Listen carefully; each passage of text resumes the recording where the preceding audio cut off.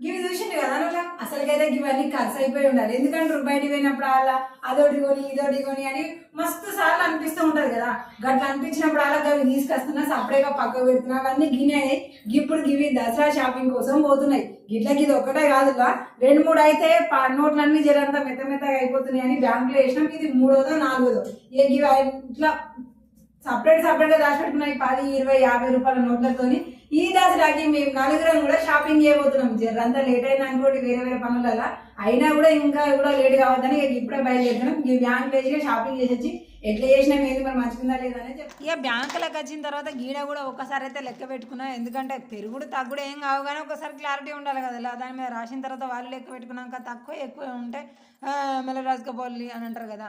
అందుకనే ఫామ్ మీద రాసేటప్పుడు ఇక ఇవన్నీ ఉన్నాయి అవన్నీ ఉన్నాయి అని మొత్తం లెక్క గిట్లా రాసి ఇంకా పేపర్ మొత్తం కూడా నింపేసి ఏవైనా సపరేట్గా కౌంటర్లు ఇచ్చేసిన ఆడ కూడా లెక్క పెట్టుకున్నారు.